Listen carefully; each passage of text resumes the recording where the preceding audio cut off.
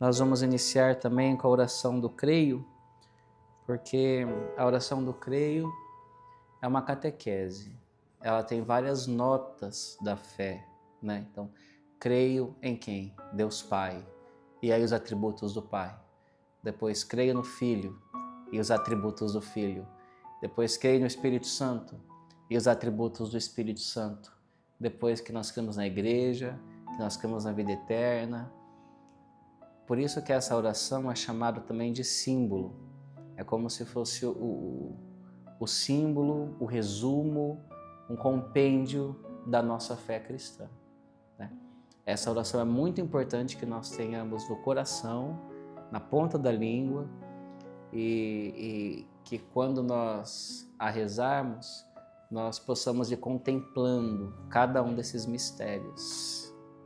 Creio em Deus Pai, Todo-Poderoso, Criador do céu e da terra, e em Jesus Cristo, seu único Filho, nosso Senhor, que foi concebido pelo poder do Espírito Santo, nasceu da Virgem Maria, padeceu sob Pôncio Pilatos, foi crucificado, morto, sepultado, desceu à mansão dos mortos, ressuscitou ao terceiro dia, subiu aos céus e está sentado à direita de Deus Pai Todo-Poderoso, donde há de vir e julgar os vivos e os mortos.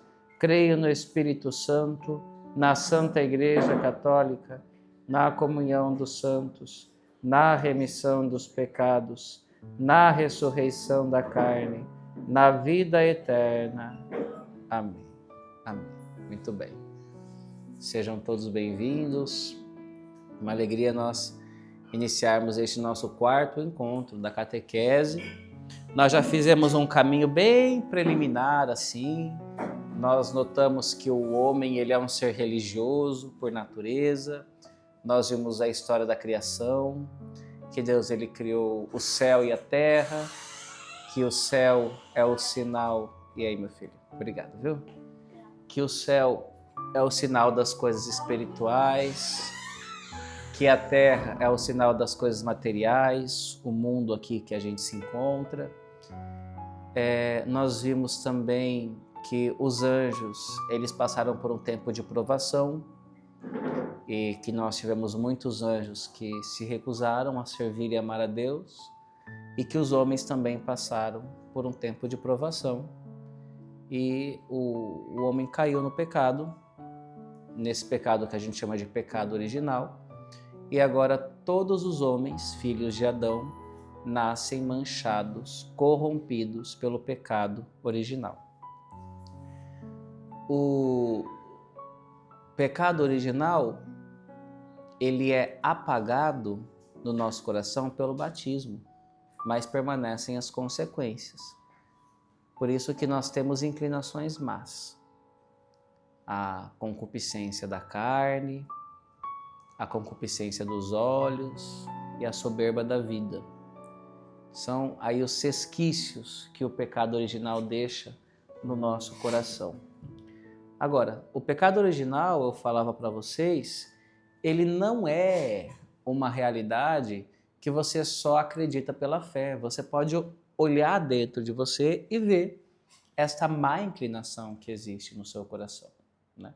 Ver como que você é levado a ter raiva no momento que não era necessário, o seu coração é voltado à inveja, você vê que você é muito levado à impureza, você enxerga pela inteligência o bem, mas não consegue fazer o bem, porque a tua vontade está enfraquecida pelo pecado. Então, o pecado original é uma doutrina que você consegue enxergar a olhos nus, sem fé, né? Bom, mas nós víamos que São Paulo, na carta 1 Coríntios, ele falava que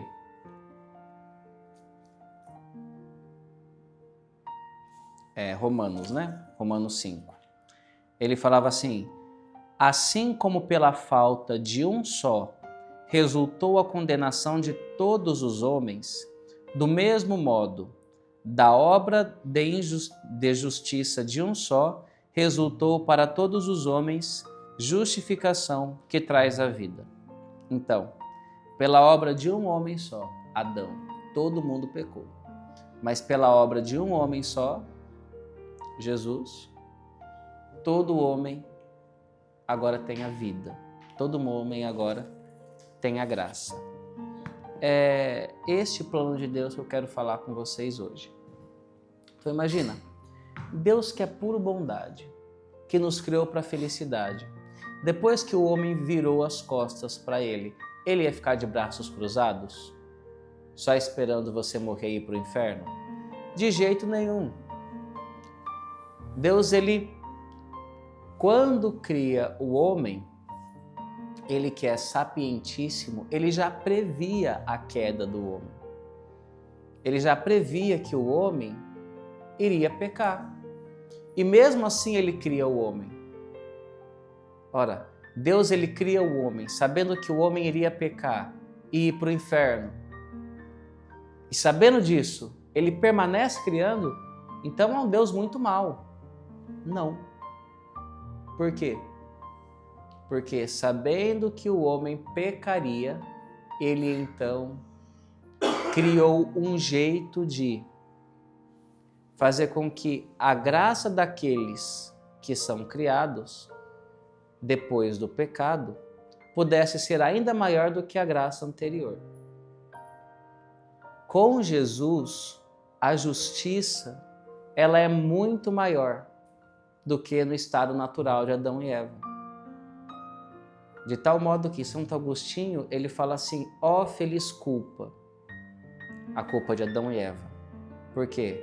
Pela queda do homem, pelo pecado do homem, Deus constituiu um plano de salvação muito maior, que dá para o homem uma glória muito maior do que aquela que ele teria no estado natural antes do pecado. Deus, ele cria o homem, mesmo sabendo que ele pecaria, por quê?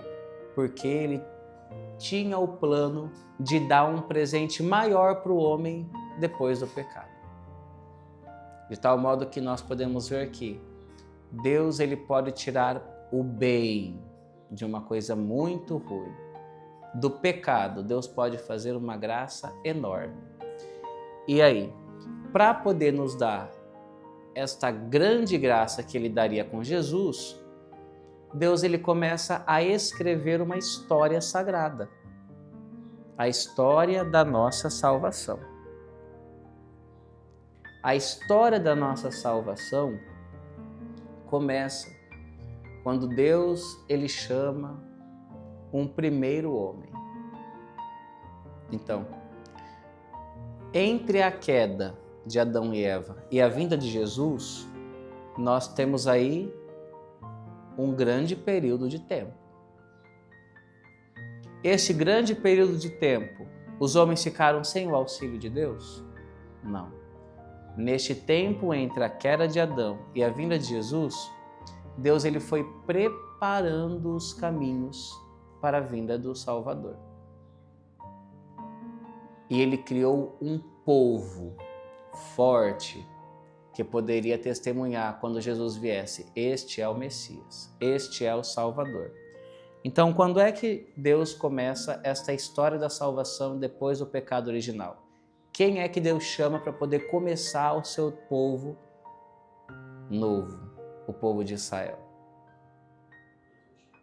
Jesus? Não, Jesus ele é o ápice. Ele é a salvação. Mas Deus ele começa a chamar um homem, uma pessoa humana, para poder formar um novo povo de Deus. Abraão. Então, depois do pecado de Adão e Eva, e com a queda do homem, Deus ele tem um plano maior para o ser humano de salvação. Mas ele não faz do nada. Ele cria um povo. E ele chama então um primeiro homem, Abraão. Abraão foi o primeiro homem chamado por Deus depois do pecado. E aí, Deus, ele exige um grande ato de fé de Abraão. Deus, ele se manifesta a Abraão e chama ele para mudar de terra, mudar de país, ir para um outro lugar. Mas para onde, Deus? Diz Abraão. E aí o Senhor, só vai, confia que eu vou te dar uma terra. E Abraão disse sim para Deus. A resposta do homem para Deus, diante de um chamado divino, é a fé. Abraão creu em Deus. E ele pegou as suas coisas, sua família, os seus bens e foi em busca dessa terra que Deus tinha falado que daria para ele. Só que Abraão já era velho e a esposa dele, velha igual. E Deus promete para Abraão uma descendência enorme, uma descendência mais numerosa que as estrelas do céu e mais numerosa que as areias da terra. E Abraão crê nessa promessa. Embora sendo velho, Abraão crê nessa promessa.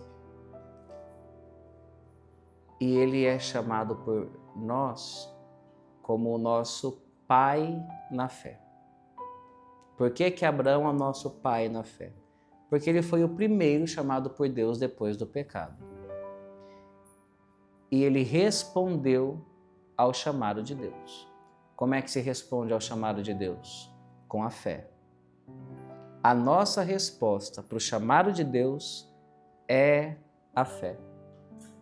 Então, dos patriarcas, os patriarcas são os primeiros pais. O primeiro dos primeiros é Abraão. E Deus chamou Abraão para fazer o quê? Deixar a sua terra e ir para uma terra prometida que Deus daria. E prometeu a Abraão o quê? Uma descendência numerosa, uma nova terra, uma descendência, um tempo novo, né? E aí Deus, ele fala para Abraão que com Abraão ele estava instaurando uma nova aliança. Nós temos no livro do Gênesis esta nova aliança. Eu não sei se vocês sabem se localizar na Bíblia, mas a Bíblia era dividida em 2 grandes testamentos. Quais são eles? O Antigo Testamento e o Novo Testamento. O Antigo Testamento foi escrito até a vinda de quem? Até a vinda de Jesus. Então, tudo o que tem no Antigo Testamento é tudo o que foi escrito antes de Jesus. E o Novo Testamento? Tudo o que foi escrito depois de Jesus. E aí nós temos, como divisa de um testamento e outro, 4 livros muito importantes que falam da vida de Jesus. Quais são eles? A gente chama esses 4 livros de quê? Evangelho. Os 4 evangelhos contam a vida de Jesus. Então, se você abre a Bíblia e quer ler um milagre, o nascimento, as palavras de Jesus, então você vai ter que abrir em 4 livros bem específicos, que são os 4 evangelhos. Tudo que é do Novo Testamento que não é evangelho, não é bem a vida de Jesus. É os Atos dos Apóstolos, é as cartas de Paulo, de São Paulo, as cartas de São Pedro. Então a Bíblia ela é dividida em 2 grandes blocos. Primeiro bloco, Antigo Testamento, que é tudo aquilo que foi escrito antes de Cristo. Segundo bloco, Novo Testamento, tudo que foi escrito depois de Cristo. A divisa de um bloco para outro são os evangelhos, que são quantos? 4 evangelhos: Mateus, Marcos, Lucas e João. Mateus, Marcos, Lucas e João. Consegue repetir? Mateus, Marcos, Lucas e João. São os 4 evangelistas. Esses 4 narram a vida de Jesus. Bom, é evidente que nós estamos falando da história da salvação, a história da criação, do pecado. Nós estamos no Novo ou no Antigo Testamento? No Antigo. O Antigo Testamento vai falar do pecado, da criação, vai falar desta história da salvação, que foi preparada para a vinda de Jesus. Então, o primeiro livro da Bíblia, que é o Gênesis, conta tudo isso que nós estamos vendo até agora. Inclusive, a história de Abraão. Então, no capítulo 17 do livro de Gênesis, o primeiro livro da Bíblia, nós temos a aliança de Deus com Abraão. Diz assim: quando Abraão completou 99 anos, o Senhor lhe apareceu e lhe disse: eu sou o Senhor, ande na minha presença e sede perfeito. Eu instituo minha aliança entre mim e ti, e te multiplicarei extremamente. E Abraão caiu com a face por terra. E Deus lhe falou assim: quanto a mim, eis a minha aliança contigo.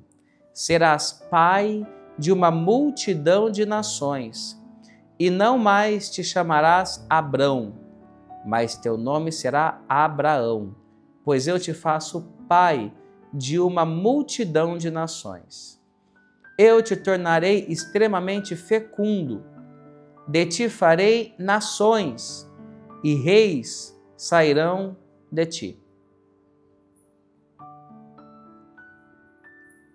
Então, Deus ele chama Abraão para fazer com ele uma aliança.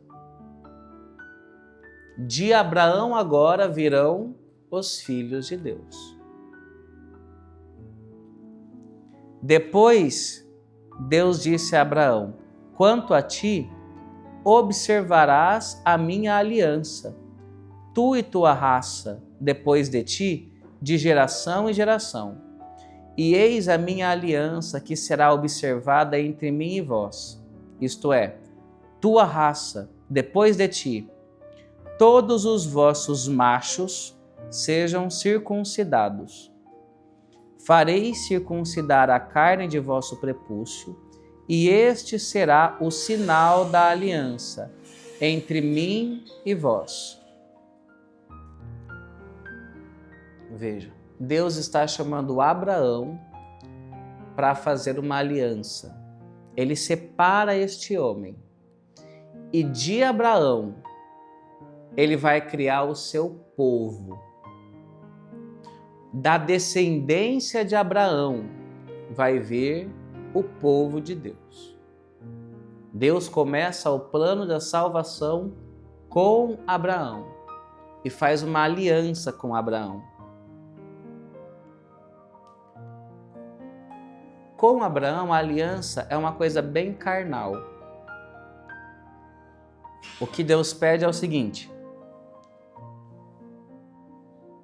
todos os machos, todos os homens que viram a descendência de Abraão vão ter que ter uma marca, a circuncisão. A circuncisão é o sinal dos judeus. É uma pelinha mesmo do pênis do homem que eles cortam. Assim, para ser bem claro, é como uma cirurgia de fimose hoje para os homens. Então, é cortado o prepúcio, e aí você sabe que este é o sinal dos judeus. E até hoje os judeus são assim. Esta é a marca dos judeus. Quando Jesus ele vem, ele cria um novo povo de Deus. Não mais marcado pela carne ou pelo sangue de Abraão, mas marcado pela fé. A marca do novo povo de Deus com Jesus é a fé. Mas, no Antigo Testamento, o povo de Deus é aquele povo do sangue de Abraão. Por isso que os judeus, eles não se preocupam em converter as pessoas. Porque só é povo de Deus aquele que tem o sangue judeu. Aqueles que são filhos de Abraão, entendeu? Então, entenda que Abraão é o nosso pai na fé. Ele é o primeiro homem chamado por Deus para formar o povo de Israel. Mas todo o povo de Israel, ele é só um sinal de um novo povo que viria. O povo de Jesus. O povo da nova aliança. O que importa para nós é sabermos que Deus, ele tem um plano de salvação para nós. E Abraão é o primeiro homem chamado para começar este novo plano. Então Deus chama Abraão para formar um povo. Deus chama Abraão para formar um povo. E esse povo é marcado pelo sangue, pela carne. São os filhos de Deus, aqueles que nascem de Abraão, da descendência de Abraão. E aí Deus, ele prova Abraão de um jeito assim tremendo. Porque Abraão era velho, não tinha filho nenhum, mas tinha a promessa de uma descendência numerosa. Então Deus dá um filho para Abraão mesmo na velhice. Este filho se chama Isaque. Já ouviram falar assim desses nomes? Abraão e Isaque? Quando Isaque já era adolescente, assim, de criança para adolescência, Deus, ele vai provar Abraão. E ele diz o seguinte, capítulo 22 do Gênesis. Depois desses acontecimentos, sucedeu que Deus pôs a Abraão à prova e lhe disse: Abraão, ele respondeu, eis-me aqui. Deus disse: toma teu filho, teu único, que amas, Isaque, e vai à terra de Moriá, e lá o oferecerás em holocausto sobre uma montanha que eu te indicarei. Vocês sabem o que é holocausto? Oi? É destruição. É. Antigamente, o culto dos homens para Deus era você oferecer oferendas, no sentido oferecer animais. Então, você tinha um sacerdote, você levava um animal bom para esse sacerdote e oferecia-o. Ele cortava o pescoço, tirava todo o sangue, dependendo do rito, queimava o animal inteiro. Oferecer um sacrifício. É isso. Deus está pedindo para Abraão oferecer o seu filho, esse filho que foi dado na velhice, que é amado, porque veio como um milagre, oferecê-lo em sacrifício. E Abraão não hesita. Abraão leva o filho até o alto da montanha para poder oferecê-lo como Deus pede. Abraão se levantou cedo, selou seu jumento, tomou consigo 2 de seus servos e seu filho Isaque. Rachou a lenha do holocausto e se pôs a caminho para o lugar que Deus lhe havia indicado. Abraão tomou a lenha do holocausto e colocou sobre seu filho Isaque. Então Isaque foi subindo a montanha com a lenha nas costas, a lenha com que ele seria oferecido em holocausto, isto é, queimado. Chegaram ao lugar em que Deus indicara. Abraão construiu o altar, dispôs a lenha, depois amarrou o filho Isaque, colocou sobre o altar, estendeu a mão e apanhou o cutelo para imolar seu filho. Mas o anjo do Senhor o chamou do céu e disse: Abraão, Abraão, não estenda a mão contra o menino, não lhes faça nenhum mal. E aí então o anjo do Senhor impediu que Abraão oferecesse o sacrifício, mas Abraão tinha mostrado a sua fé em Deus, oferecendo esse sacrifício, embora fosse muito duro para ele. Abraão é o nosso pai na fé. Bom, Isaque cresceu, se casou, teve um filho primogênito, que ganhou a bênção dele de primogênito, Jacó. E Jacó é um dos nossos patriarcas. Então nós temos Abraão, que foi chamado por Deus, Isaque, que é filho de Abraão, e Isaque tem um filho primogênito, que recebe a bênção na primogenitura, que é Jacó. Abraão, Isaque e Jacó. Desses patriarcas, vem todo o povo judeu, todo o povo de Deus. Jacó tem 12 filhos, que são as 12 tribos de Israel. E essas 12 tribos de Israel formam o povo de Deus. Quando Jesus ele escolhe 12 apóstolos, é porque Deus está construindo em Jesus um novo povo de Deus, não mais marcado pelo sangue, pela carne, mas pela fé.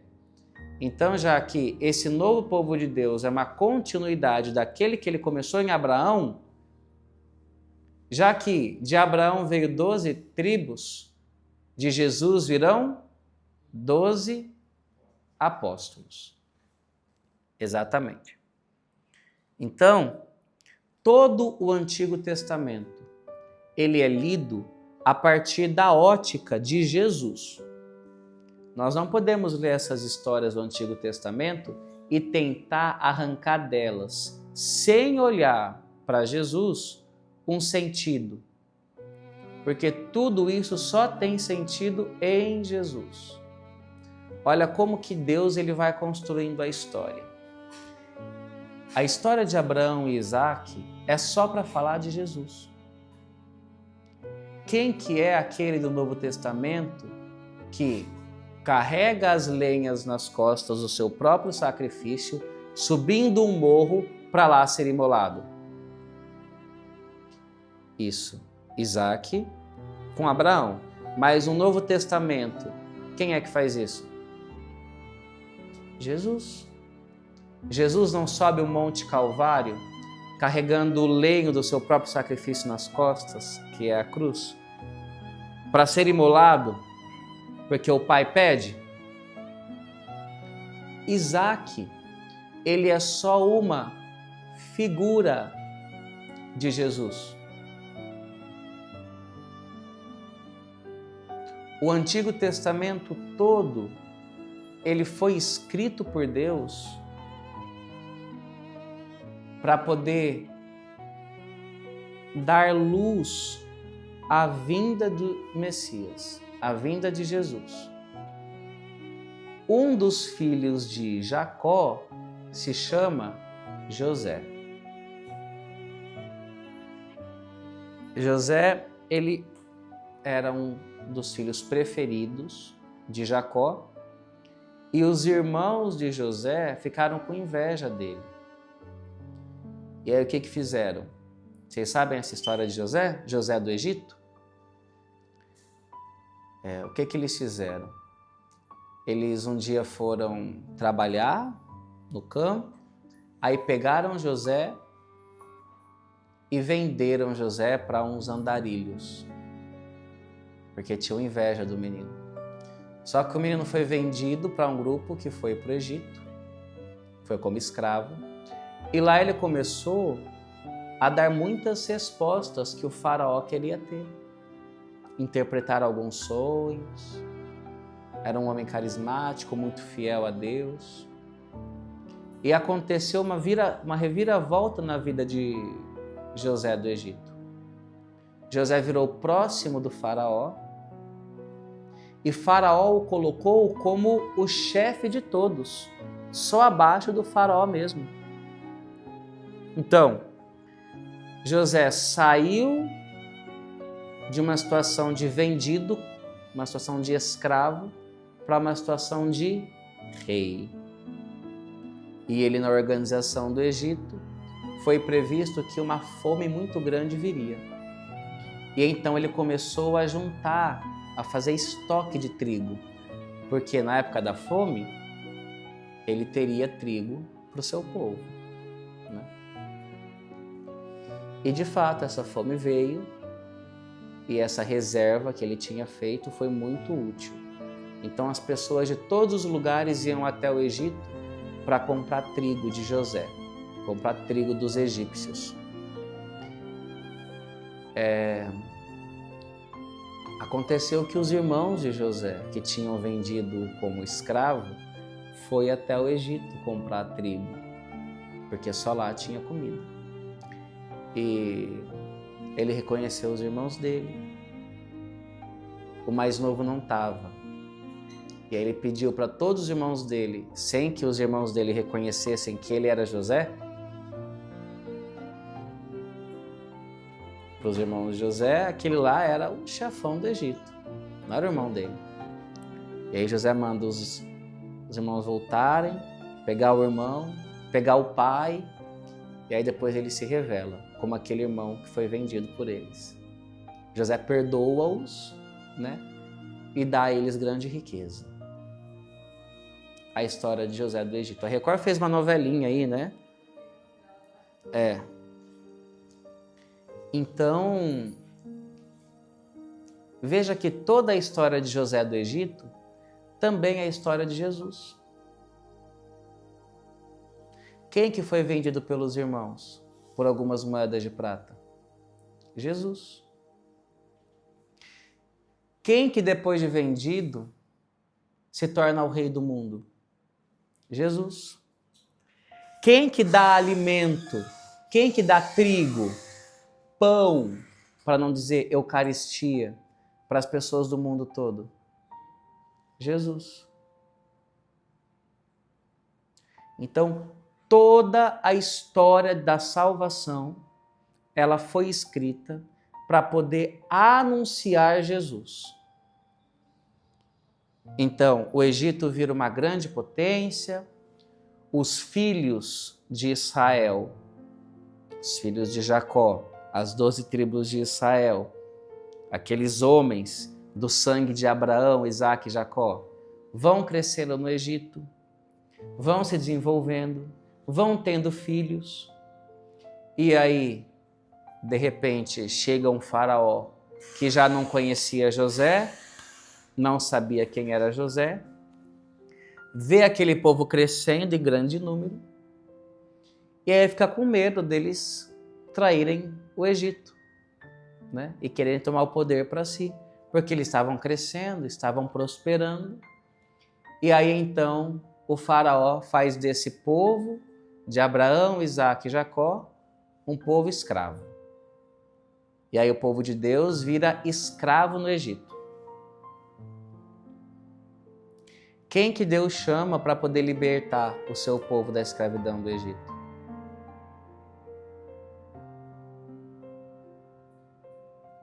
Está na ponta da sua língua. Pode falar. Moisés, gente. Moisés é quem Deus chama para poder salvar o povo da escravidão do Egito. E aí então, Moisés vai até o faraó, pede para poder levar o seu povo até o deserto para poder oferecer sacrifícios ao Deus. O faraó não deixa. Aí vem as pragas do Egito, porque Deus vai mandando, até que o povo de Israel sai fugindo do Egito. O faraó vem com as suas tropas para poder prendê-los, e aí os egípcios fugindo, ou melhor, o povo de Deus fugindo dos egípcios, fica numa encruzilhada, atrás dos egípcios, no meio, um mar. É quando Deus pede para Moisés levantar o seu cajado e ele abre o Mar Vermelho. Aí o povo sai fugindo do Egito pelo mar.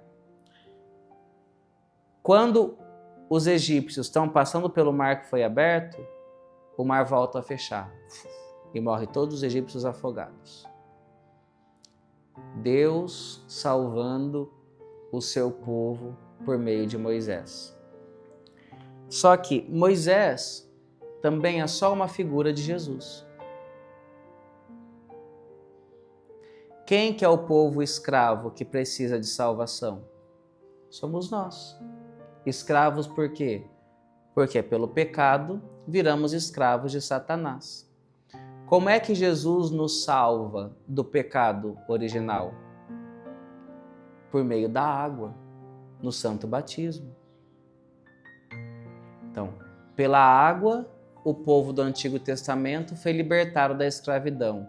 Pela água, os filhos de Deus do Novo Testamento também é libertado da escravidão do pecado. A água do batismo. Todo o Antigo Testamento é uma preparação para a vinda do Messias, que viria para libertar os homens do pecado. Então, quem são os nossos patriarcas? Quem que é o nosso pai na fé, primeiramente? Abraão. Abraão é aquele homem que depois do pecado de Adão e Eva foi o primeiro chamado por Deus. E Abraão responde ao chamado de Deus com uma coisa que eu falei. Qual que é a resposta do homem diante do chamado de Deus? A fé. Abraão crê.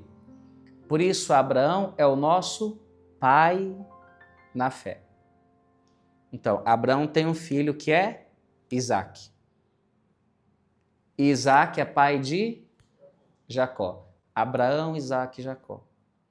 De Jacó vem as 12 tribos de Israel.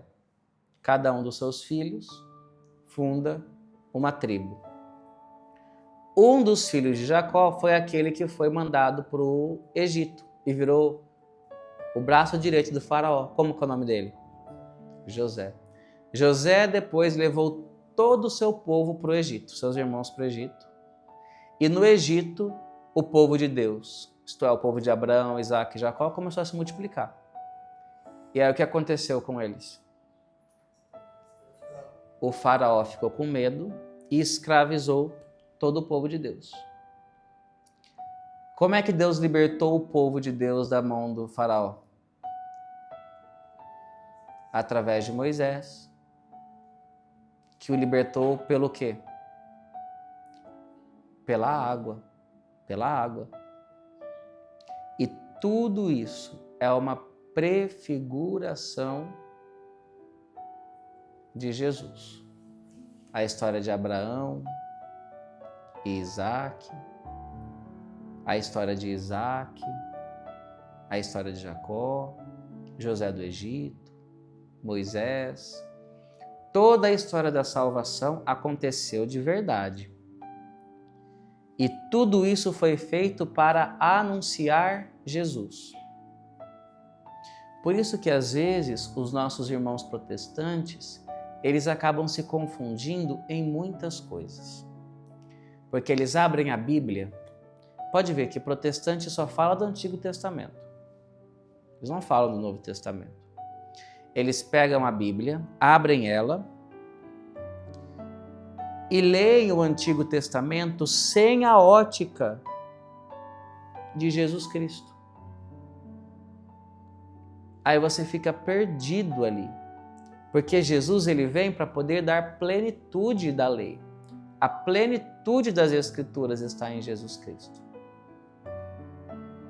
Nós não podemos ler o Antigo Testamento sem a ótica cristã, sem a ótica de Jesus Cristo.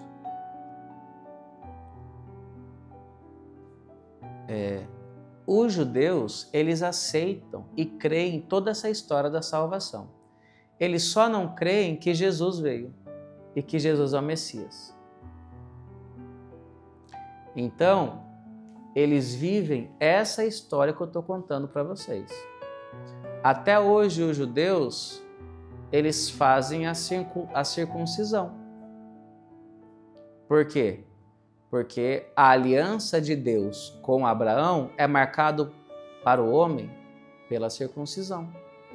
Os judeus, na época do Holocausto, os nazistas colocavam todos lá, eles tinham que ficar pelados, tiravam a roupa. Se o cara era circuncidado, judeu. Entendeu? Até hoje, para o judeu, a marca do povo de Deus é uma marca sanguínea e carnal, porque eles não acreditam que Jesus é o Messias Salvador. Então, para eles, o sinal da filiação divina é ser do povo de Israel, ter o sangue dos judeus. Para nós, não importa se o teu sangue é árabe, se o teu sangue é latino-americano, qual seja a tua etnia, importa que você creia em Jesus, se converta e responda ao chamado de Deus pela fé. Entende? E aí então, uma vez que você responde pela fé, você vai começar este caminho de conhecimento da história da salvação, meditar em cada uma dessas histórias, a beleza, o cuidado que Deus teve com cada coisa, com cada tempo, para poder anunciar Jesus. E depois, aceitando Jesus, você estudar como é que Ele distribui os teus bens para os homens de hoje, pela igreja, pelos sacramentos, sacramentais. Nós somos muito diferentes dos judeus, mas os judeus creem nessa história da salvação que nós temos no Antigo Testamento. Tá bom? Eu não vou avançar mais, porque senão vai ter muito conteúdo para vocês meditarem essa semana. Nós vamos parar por aqui. Eu vou mandar para vocês alguns textos que fazem essa relação de Moisés com Jesus, Jacó com Jesus, José do Egito com Jesus, Moisés com Jesus, para vocês entenderem que toda a história da salvação foi feita e escrita para anunciar Jesus. É como se Deus estivesse preparando os homens para a vinda do Messias. E é exatamente isso. Essa leitura da Bíblia a gente chama de leitura tipológica. Repete isso aí, tipológica. Quer dizer, você lê o Antigo Testamento sempre como um tipo daquilo que é o Novo Testamento com Jesus. É sempre uma prefiguração, é sempre uma sombra, né? Moisés era uma sombra da luz que viria com Jesus. O mar vermelho aberto é uma sombra daquilo que viria com o sacramento da Eucaristia, com o sacramento do batismo. Depois o povo de Deus no deserto reclamou que não tinha comida. E aí Deus mandou pão que caía do céu para eles comerem. Esse pão que caía do céu para o povo comer no deserto é um tipo, um sinal, uma sombra de quê? Do Novo Testamento, do tempo da igreja hoje. O pão que vem do céu para nós é o quê? A Eucaristia, gente, pelo amor de Deus. Então, as coisas todas do Antigo Testamento são sombras, prefigurações do que viria do Novo Testamento, com Jesus, com os sacramentos, com a igreja, a história de Noé. Noé que constrói uma barca e só é salvo aqueles que entram naquela barca. Aquela barca é figura do que no Novo Testamento? Da igreja. É salvo aqueles que entram nesta barca. Então, o Antigo Testamento todo deve ser lido a partir desta chave de leitura, Jesus Cristo. Jesus Cristo. Deus criou o homem bom, mas o homem virou as costas para Deus no pecado original e se tornou inimigo de Deus. Deus ficou de braços cruzados? Não. Deus, ele criou uma história de salvação para o seu povo, que começou com quem? Abraão. Exatamente. Deus chamou Abraão para sair da sua terra, porque ele ia fazer de Abraão uma descendência numerosa e que em Abraão ele ia construir uma nova aliança com o seu povo. E de fato aconteceu. Abraão, velho, teve um filho, Isaque, que teve um filho, Jacó, e de Jacó veio quem?